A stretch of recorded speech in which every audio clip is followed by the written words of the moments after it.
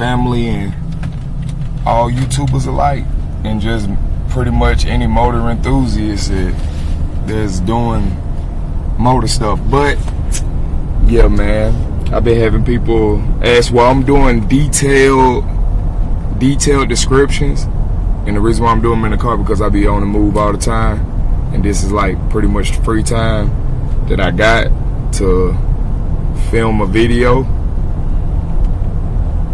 But right now I usually be listening to music, so I'm really dedicating this time to y'all. So yeah, because I could be listening to my music right now with the fam as always.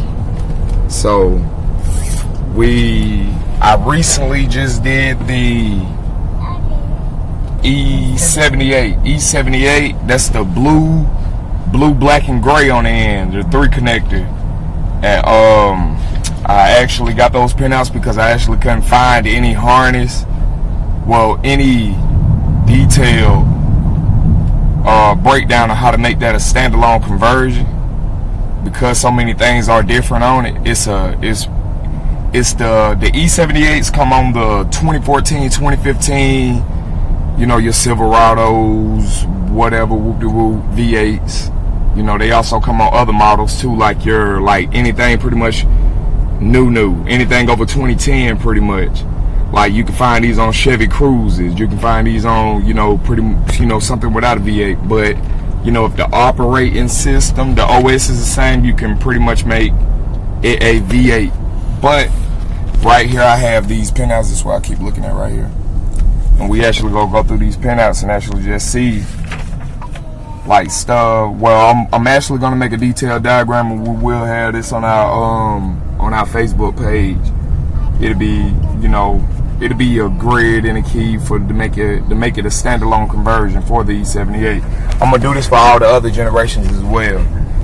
And just the generations that's not touched, but because some information that is out there, like on your LT1 swaps and stuff like that. Like some of your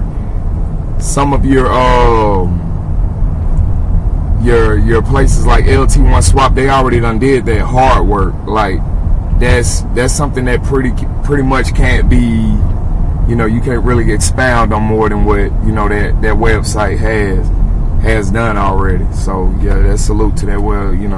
I think his name is Brandon, the guy that run that website, but he did a real good job and over time researching. I don't know if he's still doing the research on that, which I think he still is. So, but I'm coming in with the information that ain't been put out there yet. So yeah, I see a lot of guys in forums,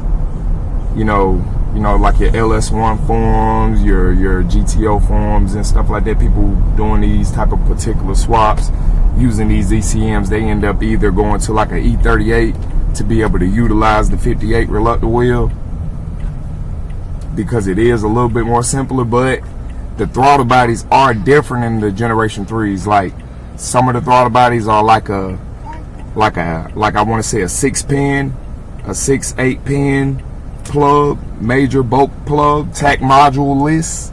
It don't, because all Gen 4s, they didn't come with a TAC module. So everything is pretty much a direct connection from pedal to ECU. So with that being said, some people will have to go as far as, let's just say if they did come across I believe it's a L91, I don't know, L99, that these but they can come on pretty much, they're part of the Generation 4. They're they're like the latest ECU that GM moved from. So because like your E40 is a hybrid, it's a hybrid ECU. It was like an ECU that they was doing a lot of testing on to make the E78 what it is. So if that makes any sense. But through some of these pins, as far as on the engine control module, as far as like the X1 connector and stuff like that, like all of your pedal plugs are pretty much gonna be in there.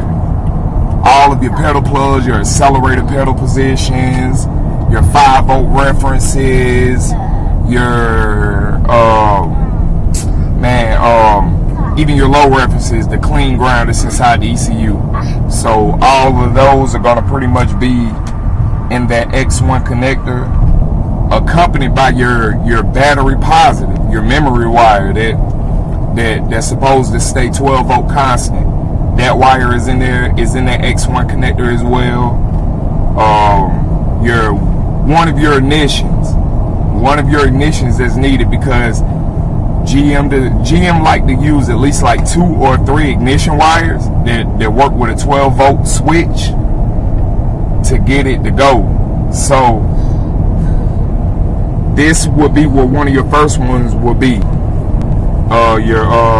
In your X1, the blue connector. It's always gonna be the blue, black, and gray with the E78 or E67 for that matter. So you can pretty much look, and the colors will be different. The colors will be different on some applications, but it's all about positioning. If the position of the pin is right, the color is pretty much obsolete.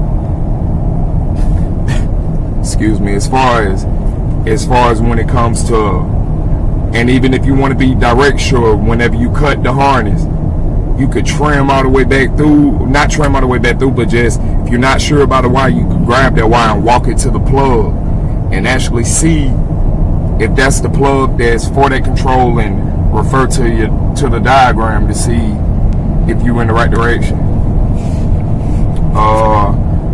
A lot of most of your mass airflow sensor, like your IET, your IET low reference, your IET 5 volt reference, your everything pretty much for the math. And we all know IET is good for speed density, and it'll have your mass airflow sensor signal. I'm gonna have to double check that and make sure that it is in the X1. But yeah, it does have the mass airflow sensor on GMs.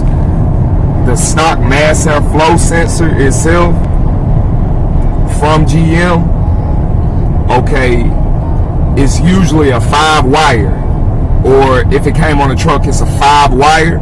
They utilize putting the IET and the mass airflow sensor itself in one plug. So when you plug it up, when you plug up any generation, no matter the style, if it's a 5-pin and it's a GM and it goes to a mass airflow sensor, it has the IET built in. It has it built in. I don't look at all these damn computers. So yeah, every time I see that, they always put that mouth, because sometimes I get customers that want to have their IET alone, and they doing away with a mass airflow sensor. A mass airflow sensor is real good for transitioning and different like elevations, make the car breathe different and stuff like that. And it works good with turbo up to 10 PS, not 10 PSI, but what was it, 10 PSI? I think it's like 10 PSI math good. Don't quote me on that though, but you can't use that math with boost. You can't use that math safely with boost, and you don't have to have just an IET sensor just reading your IET temps. Just reading the temps. You can have a mass airflow sensor as well. So on GM, those usually come with five wires. So those wires will be in the X1. Your fuel pump primary relay control, the wire that goes into the new fuse block that you will be putting on the unit instead of using the old school. You'll be putting this one on the relay. This will be your switch relay to trigger your fuel pump when you go and key ignition and the priming and everything. So that's only one wire. One wire controls the fuel, just like on any application from Gen 3. Oh damn, right to the light, my bad.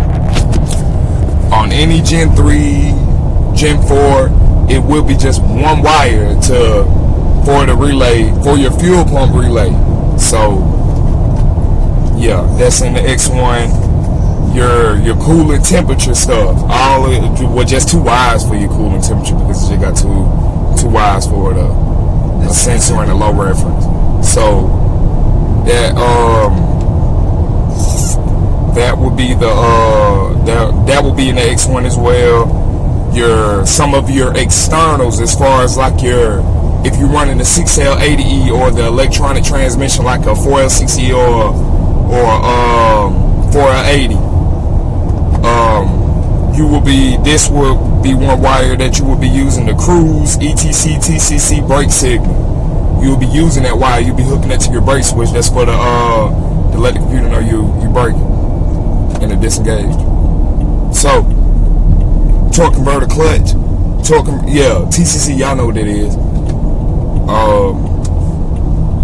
Because if you looking at these videos, you pretty much seasoned in wiring. That's why you not seasoned, but you ain't scared of it.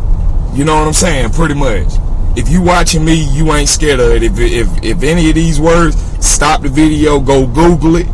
You can stay with me like that, but I ain't doing no basic knowledge that you supposed to already know. So as far as like how relay work and all that type of stuff, you know what I'm saying? I mean, there's enough video for that. How to just go see that, pause the video, and go Google how relay work, and then when you go back and read the fuel stuff, you'll know what I'm talking about. So that's in there. The cruise control, not the cruise control, but the TCC work in reverse to a switch. Who it is? Hold on. Alright, I'm back at y'all, man. Alright, look, man. Okay. We were still in the X1. The X1 connector will use another external wire that you will be looking at, like your park neutral switch. Like to let your car know if you in, park on neutral, so it won't just be able to crank up in any gear. So you could wire that wire onto like a micro switch, like if you're running like a B&M shifter or any type of like, gated shifter. So that's in there. Your barometric, barometric, y'all know what that is. That a map sensor. Yeah, man, if you don't know what a map sensor is, pause the video, see what a map sensor is. Okay, and we on to the next page. We on, like, I'm just skimming through because most of them are either staying or going. So, but all of these pinouts, what I'm saying, will be in paper form, well, digital form on our website, A to B Conversions on Facebook. It'll be on there. So you'll be able to, like, you'll be able to see this, this whole breakdown of what I'm saying. But this is just like a little pre-video of what's going on in the harness, like the in the harness itself. Exactly. Thank you, my love. All right, and you will be looking at your fan ones in here. Your fan one will be in that X1 connector. That's to trigger that first fan to come on. I usually trigger it to come on with the car, but sometimes people like to have it come on at a certain degree. Whether they car hit about, they'll let it warm up to about 130, 120, you know what I'm saying? Then let that first fan kick it on and, hold it this way, and then have your second fan coming on in around, I say 190, 180. That's when I would kick my fans on. But to each his own. Hey, you can let your motor get hot as hell and turn that motherfucker on to 200 and see what happens. Hey? So yeah, do that. But okay, your check engine indicator control, which will be your mill light, your check engine light, what most of y'all got on y'all cars already. So that light that's illuminated is only powered by one wire, which is a signal wire, and it has a low reference. So most of y'all niggas that got check engine lights on y'all regular cars, that light that you can't get to go away, yeah, that one you go take to the oil place, and you let them do that little trick and cut that motherfucker off. That light, which means something is going on. It means something is going on with your vehicle, which means that you need to go get you an ODB2 scanner, a small scanner. You can go Walmart. I don't know where you at, but out here we got Walmart. Walmart sell them things for like $15. It's a basic scan tool, right? So whenever you get a check engine indicator control malfunction, you pull out that ODB2 scanner and you scan for them codes and you see what's keeping you from doing what you need to do. That's what that's for. And that can also be wired into your standalone harness to let you know what's going on with the car from when you swap it to when you trying to crank it up. Oh, what's going on? Oh, I got to check engine light. Let me check them codes. There it is. So, and your fan too will be in your X1 connector as well. On top of your AC cut. Well, these were like external provisions. I don't know pretty much any, you know, I mean, if you off-roading and all that, I mean, other than a cruiser or just somebody who want AC or whatever like that. I mean, I usually go, you know, I go to like the Vintage Air. That's what it's called, Vintage Air. Vintage Air. That's what I usually go to. I don't really try to use that old compressor. I mean, it's a good compressor that come on them Gen 3s and when you know them Gen 4s as well. I mean, it's still new. But I mean, as far as converting over your high side and your pressure size of your AC unit, you gonna have to you know, get adapter fittings or just get somebody to build them, which will cost money. So you just have to be about that. That's why I tell people, you know, if you want an LS swap and all that type of stuff, man, that's cool, man. But just be about it. Just be all the way about it. You know what I'm saying? Everything that come with it. If you want them things, you understand it takes time. You gotta either pay that money or you gotta take your time and get it right. So, yeah, that is pretty much everything. Your evap there too. You can use the evap. That last pin on that X1, I'm gonna just tell y'all that evap canister vent solenoid control. You can use that for tuning capabilities. You can take your wire from your wire band, your data wire, and you can hook your 5-volt wire because it needs to reach from a 0 to 5 volt. If anybody that's tuning with a wire band, you know what I'm talking about. You need that to give you your 5-volt range in order to, you know, it give you an accurate, you know, volt range. It won't just, you know, have your shit going everywhere, man. For real, hey, you goddamn wide band on goddamn lean, yeah, rich hell. Hey, yeah, rich hell, and you lean as fuck. So, yeah, you know what I'm saying? So it go down like that. That's everything in the X1. So yeah, we send in we're Popeye. Yeah, man, I'm gonna get me a biscuit. Yeah, I'm gonna get some chicken too, but we on the X2, and y'all know how these lines be, man. So this is great time to just, you know, for y'all to just soak up game, man. We waiting on this food. So the X2, we on to the X2 now. You go find another. Oh no, hold up. That ain't ignition control. That is a coil pack.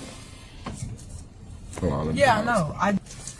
All right, now we on to the X2, y'all. X2. That's your first pin there. Be your IC ignition control. That'll be for a coil pack. Not sure what side, but most of your injectors and your coil pack wires, passenger and driver, from what is it, odd on the driver's side, even on the passenger. Even on the driver's side and odd on the passenger side. All right, you got it. Y'all got it. Wait, no, I'll be doing it backwards. I'm sorry. 1, 3, 5, and 7 on the driver's side, so they're odd. That's what it is. And 2, 4, 6, 8 on the passenger side, exactly. So that's even. Yeah, exactly. My bad. And that'll give you a total of 8 cylinders. Okay. Hold on, man. I'm about to get that food real quick. Hold up. Alright, y'all, we on to this end. Alright, well, I keep saying that because I keep pausing the video because we just got our food and we about to eat. But I'm gonna go in there and get y'all through this X2 real quick, and baby girl gonna get us on out here in traffic. You know what I'm saying? So look here. Your fuel injector controls, all your coil pack stuff, I said that already, is all gonna be in that X2. If you are running DVT, DOD in that engine, and you haven't done the AFM or DOD delete, you haven't done the delete yet, let me get my baby some fries. Hold up. Yeah, get some fries, mama. Yeah. There you go. They kind of hot. Say thank you, Daddy. Alright. Now, if you running DVT, DOD in your motor, you will have a plug in there for a camshaft phaser. A phaser, it's a plug. Now you need to tell whoever building your harness, whoever you got to build your harness, because there's a lot of people out there to build them. There's a lot of guys out there to do good work. You know what I'm saying? I ain't gonna just talk about the bad, because there's some shitty people in all shit. You know what I'm saying? You know, part of my language. I mean, it don't matter what anybody does. It's good and it's bad. You know, it all depends on where you go to. But there are some good trimmers out there. And that damn Cam Face, you need to tell him that you ain't did it. Because he'll delete that plug, man. He'll delete that plug. And that's a very vital plug when it comes to cranking. Because my thing is, when you have that single bolt cam in there, because that's what normally they are. They're a single bolt because they have a big old phase on them. And it makes the timing chain protrude.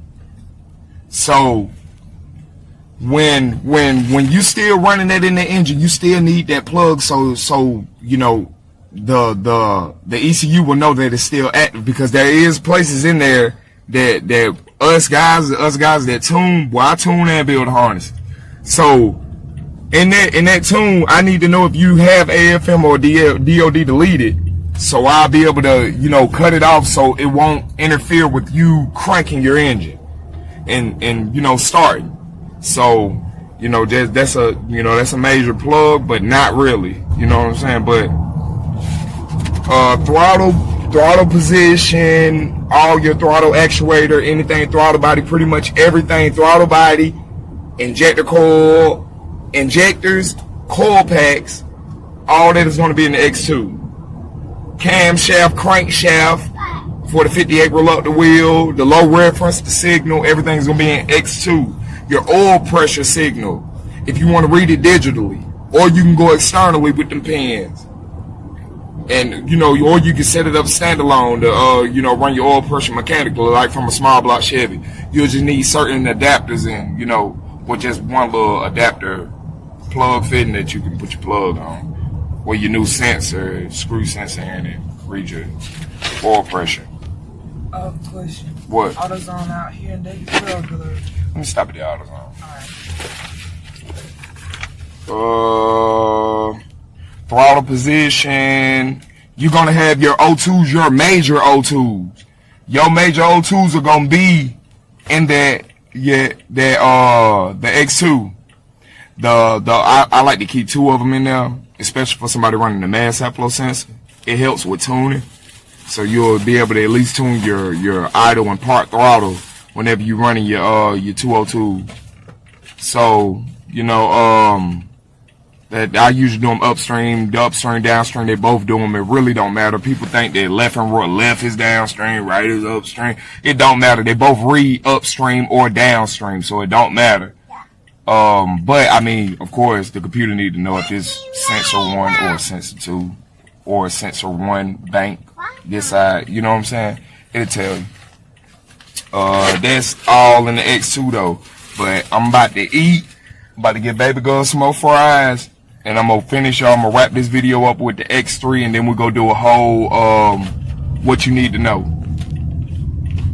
Alright, y'all. X3 connector. X3 connector. X3 connector. This would make the E78, E67, in my opinion, a little bit cool. A little bit cooler than the others. You know what I'm saying? A little cooler than the others. You get me? Because you have so many provisions that GM thought of. GM thought like ahead when it came to building this ECU, in my opinion, because even if the application didn't have it, you could upgrade and your computer will still be able to run it. Like, say if you go pick you out a 2015 Silverado, you got that V8 in there. Whether it's you know, I believe these all came on 6 liters. I don't know, don't hold me to that. 6 liter or 5.3, I know for sure. For sure. If you just so happen to get one of them, let's just say if you got it in its stock form now, a lot of people will believe that if they went to, like, let's just say a supercharger that sits on top of the engine, you can still run your stock computer. And it has provisions for plugins for your supercharger. So, she's sleeping. All right now, okay, you're even like turbo wise and stuff like that. Like you got a reverse switch for like your reverse lights, like the ECU, because the ECU want to know if you're in reverse. For some reason, you don't necessarily need that. You have turbo bypass solenoid control banks. You have wastegate solenoid control banks. You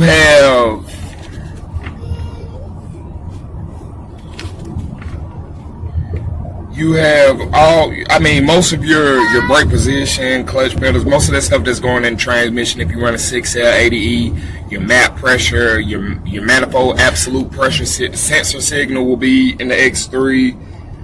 You'll find your fuel level. You can put like your fuel level if you want to have a fuel level switch, have the ECU reading your fuel level. And you run it like a digital application, like a digital dashboard, like an odometer or something that plugs into your ODB2 and you can read it on your phone, like the torque app. Oh, he will take me. It is just weird. Drink Something, baby. You just said. All right. Fuel tank pressure, you'll be able to read your pressure. If you have a pressure switch side up in line on your rail on your swap, or if you already have it in the car, you can be able to read fuel pressure.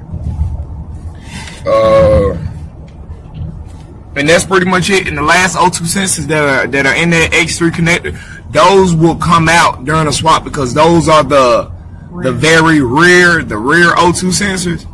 You don't need those for a swap. You don't necessarily need O2 sensors for a swap, but you need them. So we just keep two up front. And that's pretty much it. And that's pretty much the X3, what you need to know. It's a good unit. It's a good unit. The E78 is a good unit. It's just you know, some of the sensors and some of the plugs on that E67 or E78. If you wanted to do any type of modifications to like your throttle body, like you might catch a little hell, like, because you know sometimes that plug ain't a square plug, it's a flat plug, like, and you know you'll catch hell and you'll have to end up changing all your everything in it. But I'm gonna just be trying to drop these little need to knows, so anytime anybody is dealing with a Gen 4, in my opinion, if you haven't went inside that engine, you haven't changed the reluctant wheel, or you're not running a Lingenfelter crank, what they call it? A conversion box.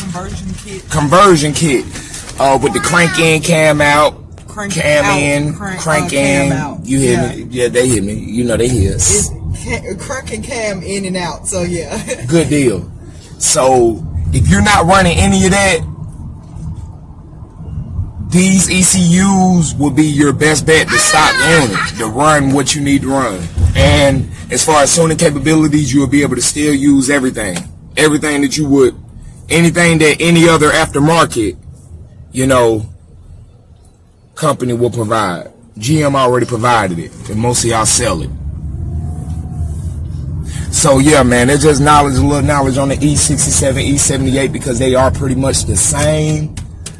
As far as, you know, pin connectors, and, you know, they both come on V8s and all that type of stuff. So, yeah, the next video that I'll probably do like this will be probably for the E40, because I got a build coming up, and I'll go ahead and do something like that. And y'all just stay on the lookout for my on the A to B conversion page, because we're actually going to turn these pins, this book, and just show y'all. This is what I've been reading the whole time while, it's going to get revamped. It just depends from GM. I'm just going to take them, revamp them. We're going to put everything in colors, detailed, and you'll probably be able to download this in a PDF, or it'll be for sale, or you can just buy like a little ebook for like $2, whatever. Yeah, we might Just trying to donate back to the hood, man. You know what I'm saying? Because this type of stuff is needed, man. We did the hard work for y'all. We did the hard work for y'all. So y'all stay tuned. I got a little biscuit on my lip. But you know what I'm saying? LS Shaman. Y'all know what time it is. What's going on, YouTube? Yeah, this is later on today. Well, I did a video that I'm gonna drop with this. This is the end of that video. So about the E78, that's this joint right here. Y'all remember I was telling y'all about the X1, X2, X3. This one ready to go. Got the ODB 2 port in it, integrated. It's extended. Got it on. Well, I got the HP tuners plugged up to it. I unplug it. Got the HP. Can just make connection and plug it back up. All right, let's plug in. I got two. Well, I got this one on like a same little 3-wire situation. The blue is the fuel, positive. The yellow is the 12-volt switched. And the pink is the memory, which would be the battery, 12-volt constant. Got your starter tap in before you plug in type starter. So, yeah, I'm just gonna make connection just to let y'all know that the pin work is indeed correct. So, yeah, I got the device on, gonna simulate ignition. You hear the relay click. We'll go over to the HP tuners and go close out this file right here. Go set us up. Go do the same little process, y'all. We'll go read this vehicle, see what it is. 2017 Chevrolet Express 3500 passenger, LS extended, 6-liter, 8-cylinder. VIN number, hardware, E78A ECM, GM 2017 plus. These take a little bit more credits than the Gen 3s that I was telling you guys. You know, well, I done showed those previous. If you ain't seen the videos, just go back through and look. I done did some Gen 3s like this. And the only difference between unlocking them is the credits.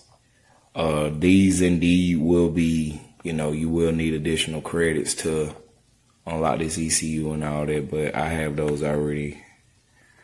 And of course the operating system, I always log the operating system. I just keep data on all these ECUs to be able to know what works and what doesn't, and what can and what will and what whatever. But yeah, man, we done made this connection. So we'll go ahead and get this tune and send it home. And I think it's going on the C10. Well, they got a new motor in there. Alright, y'all, man. Y'all be easy, man. I'm trying to drop more videos, man. So what, man? I'm keeping my word, man. Y'all just keep liking, subscribing, telling your buddies, man. You go get some game over here, dog. So, yeah. That's finna go home. See the card. Everybody get down. Cut that off, simulating ignition off, and we gone.